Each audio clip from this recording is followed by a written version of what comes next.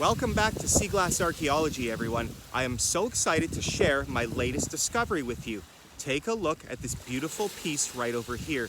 You can see how nicely aged and frosty it is. This is what I call centuries aged because it's probably been in the ocean for about 100 years.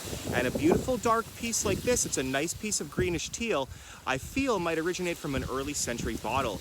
Now tomorrow when I get to the sea glass shanty, what we're gonna do is we're gonna take this beautiful find right over here and we're gonna put it up to a few bottles that I took out of heavy garbage, and we're gonna see if they're a close match. There's probably a lot of you out there that don't know what heavy garbage is. Well, once a year out here in Nova Scotia, I believe in all of the Canadian Maritimes, you can take any of your large and unwanted items and you can put them next to the curb. So out here, a lot of houses were passed down from generation to generation. And then sometimes when a new family comes and takes over that house, there's an entire content in the basement. It can be 100, 150 years worth of belongings, and it just gets put to the curb. I've made some amazing discoveries over the years just looking through people's trash in heavy curbside pickup.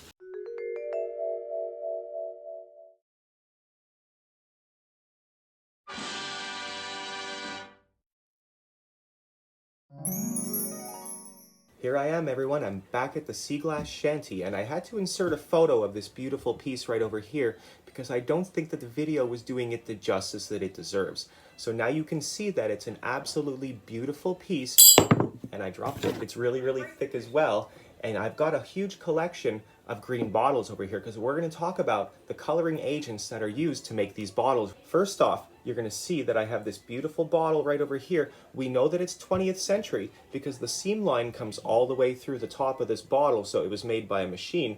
But when I put the two pieces together, you can almost see that it's a very, very close match. So maybe we can hypothesize that the same elements used to make this bottle over here were used to make this piece of sea glass right over here. Now, as you may or may not know, glass is mostly sand or silica. Now, the different colors of the glass that we see really depends on the sand and the impurities that you can find in the sand in the local region where the bottles are made. And that's why we have such a beautiful array of colors right over here. So iron oxide is what gives these bottles the different colors, but then I did a little bit of research and digging, and you may or may not know, but chromium is actually added to green bottles to give it colors, I believe, that are more like this one. It had been a long time since I dug into the periodic table of elements. I think I was in high school back then, and I did a little research on chromium, and I found out that it is actually the third hardest element that we know of, right behind boron and diamond, carbon if you will. And it also has a melting point of about 2,000 degrees. If you consider the fact that temperatures of about 550 to 600 degrees can turn a beautiful bottle into something like this, it's kind of amazing to think that it takes almost 4 times that temperature to melt chromium, but it does. I also read that chromium is found in rubies and emeralds, which actually helps explain why they are so durable and hard and coveted as well. Over here you can see that I have a few beautiful bottles that I found many years before I started the Sea Glass Archaeology channel.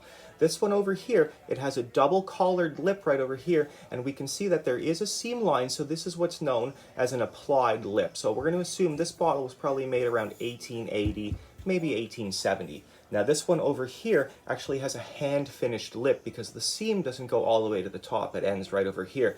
This is actually one of my favorite bottles. It's farm fresh, and I believe this one could have been made about 1840 to 1860. And it's hard to believe that these bottles were just sitting in the ground where I look for sea glass, but the exception is this one right over here. You can see how beautiful it is, and this is one of the bottles that I found going through heavy garbage pickup. I'm just so glad that I get to share this find with everybody. I really wish that I could go out there and have a full beachcombing adventure, but my shanty is now open full time, and there's very little time for me to actually put the camera down, let alone get to the beach. And it's been so windy out here as well, I haven't even been able to get down to the shoreline the past 4 days.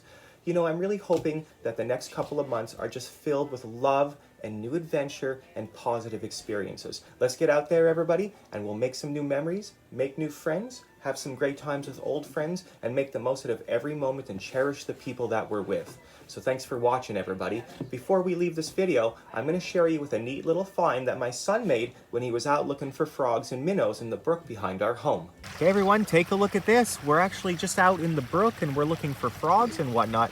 And Mikey found something pretty interesting. Let's take a look at it, Mike. Oh my gosh, look at this over here, everybody. It's got some beautiful embossing on the top. And then when I flip it over, it's hard to see, but it actually says Avon, and it's got a W or maybe an M. So maybe this was made by the Maryland Glass Corporation. Okay, Mikey, I want you to open it up for me here, okay? Okay, let's see. Okay, oh my gosh. Okay, so maybe we shouldn't have opened it up. It's got some crazy sediment in it, but that's still an amazing find, Mike. Probably some sort of a cold cream container. And there you go. You can see the Avon. You can see the W, and now you can see Trixie. You can see the dog. And she just went and she lay right on top of it. Good girl, Trixie.